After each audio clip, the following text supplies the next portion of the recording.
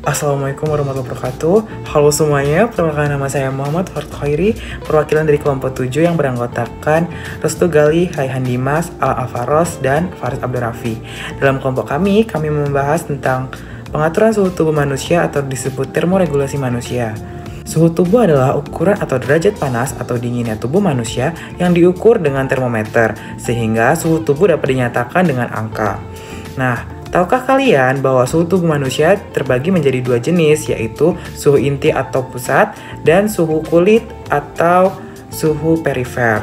Suhu inti adalah suhu dari tubuh bagian dalam dan besarnya selalu dipertahankan konstan, kecuali bila seseorang mengalami demam. Kemudian suhu kulit atau perifer. Suhu kulit menggambarkan panas atau dinginnya permukaan kulit tubuh manusia. Suhu kulit berbeda dengan suhu inti. Suhu kulit berfluktuasi atau berubah-ubah sesuai dengan suhu lingkungannya.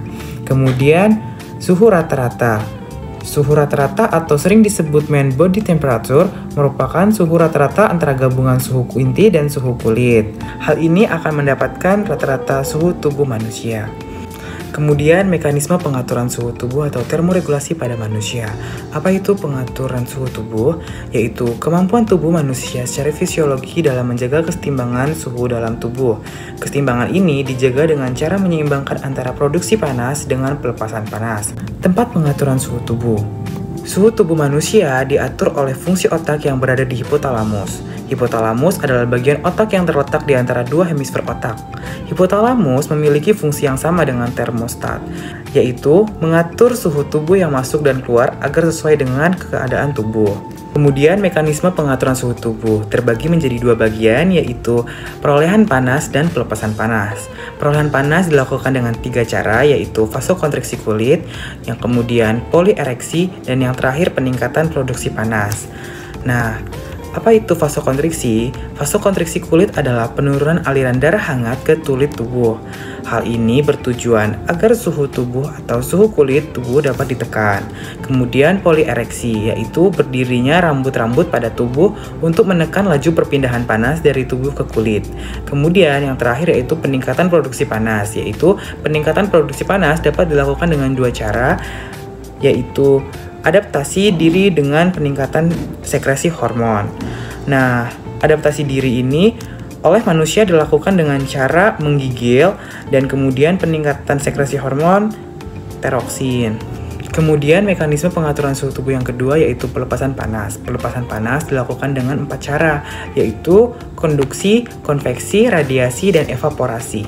Nah, konduksi adalah perpindahan panas secara langsung antara 2 zat yang berbeda suhunya. Nah, manusia mengalami adaptasi ketika suhu tubuhnya panas dengan cara mandi atau berendam. Kemudian konveksi, yaitu dilakukan manusia dengan cara meniupkan udara dingin atau sejuk ke permukaan tubuhnya. Dengan demikian, akan terjadi aliran perpindahan panas dari suhu tubuh ke lingkungan.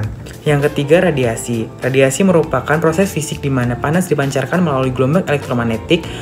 Gelombang ini sering dipancarkan oleh sumber energi dalam bentuk gelombang cahaya yang nampak. Contohnya paparan cahaya sinar X. Kemudian evaporasi. Ketika manusia berkeringat akan mengeluarkan zat cair dari permukaan kulit. Zat cair ini agar dapat menguap perlu menyerap panas dari dalam tubuh. Dengan demikian, suhu dalam tubuh yang panas akan ikut keluar dalam lingkungannya. Nah, itulah tadi proses termoregulasi pada suhu tubuh manusia. Sekian, terima kasih. Wassalamualaikum warahmatullahi wabarakatuh. Assalamualaikum warahmatullahi wabarakatuh. Perkenalkan, kami dari kelompok 7 akan mempresentasikan hasil kerja kelompok kami yang beranggotakan 4 orang. Perkenalkan, nama saya Raihan Dimas Pratama sebagai moderator dan ada rekan saya. Perkenalkan, nama saya Muhammad Alam Alfaros. Saya Gali. Saya Faris Abdul Rafi. Saya akan menyampaikan hasil presentasi yaitu termometer. Termometer adalah alat yang digunakan untuk mengukur suhu. Ada beberapa jenis-jenis termometer yang umum digunakan di berbagai bidang. 1. Jenis-jenis termometer yaitu termometer digital. Termometer elektronik yang menggunakan sensor untuk mengukur suhu dengan akurasi tinggi. 2. Termometer digital telinga. Termometer yang dirancang khusus untuk mengukur suhu tubuh melalui telinga dengan cepat dan mudah. Ketiga, termometer digital. Termometer digital dengan desain yang kompak dan dilengkapi dengan layar LCD untuk membaca suhu secara instan. Yang keempat, termometer dahi. Termometer non kontak yang mengukur suhu tubuh dengan menempelkan ke dahi, cepat dan praktis.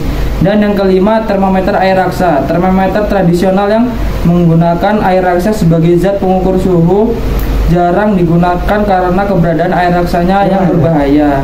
Dan yang selanjutnya akan dijelaskan oleh Faris. Pentingnya menggunakan termometer yang tepat. Pemilihan jenis termometer yang sesuai dengan kebutuhan penting untuk mendapatkan hasil pengukuran yang akurat dan dapat diandalkan. Akurasi tinggi.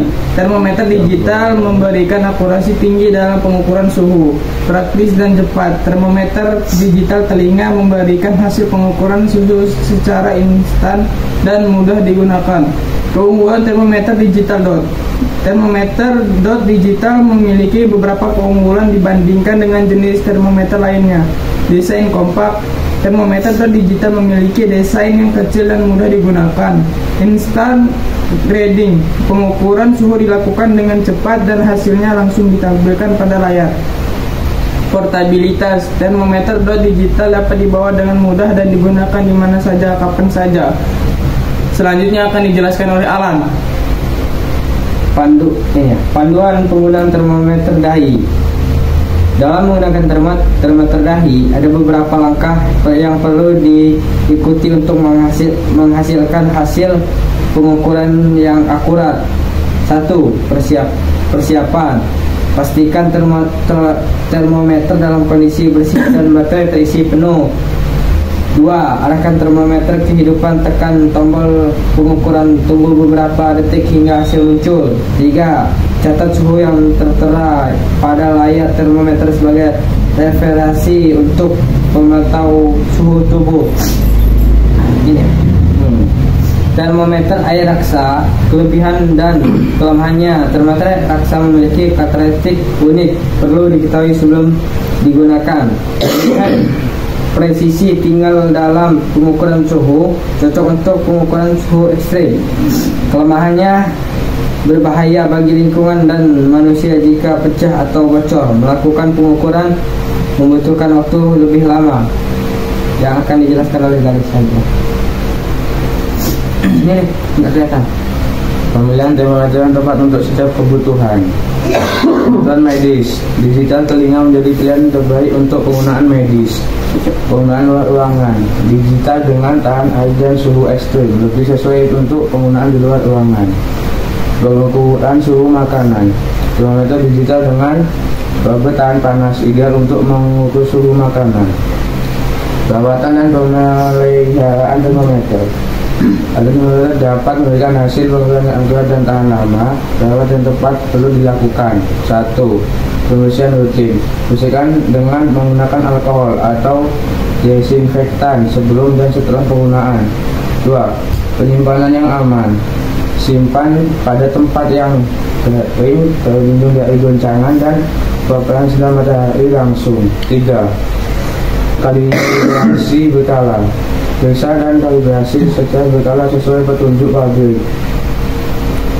Sekian presentasi dari kelompok kami, kurang lebihnya saya mohon maaf. Kami akhiri. Wassalamualaikum warahmatullahi wabarakatuh.